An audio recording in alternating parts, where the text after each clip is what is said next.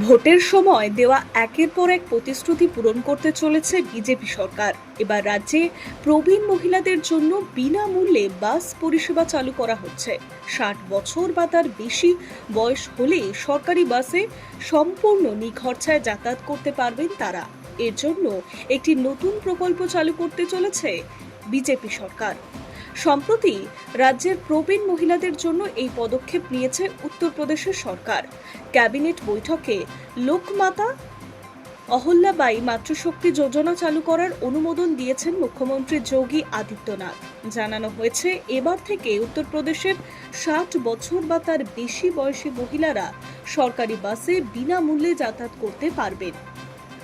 রাজ্য সরকারের দাবি, এই প্রকল্পের মাধ্যমে বহু প্রবীণ মহিলারা উপকৃত হবেন। বিশেষত ছোট শহর বা গ্রামাঞ্চলে বসবাসকারী বিভিন্ন মহিলা যাদের যাতায়াতের জন্য গণপরিবহনই একমাত্র ভরসা, তারা অনেকটা সুরাহা পাবেন।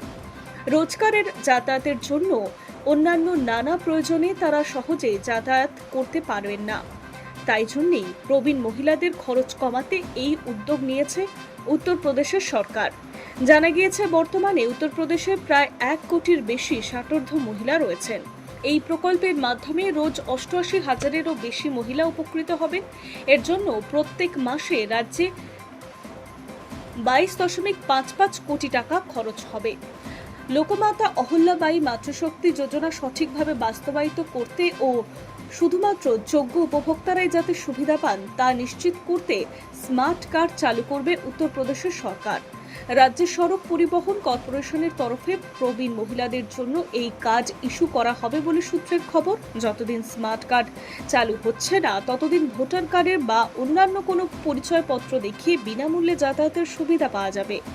পশ্চিমবঙ্গে বিজেপি ক্ষমতায় আসার পর সরকারি বাসে মহিলাদের যাতায়াতের ফ্রি করে দেওয়া হয়েছে। এবার সেই পথেই হাঁটল উত্তরপ্রদেশের বিজেপি সরকার।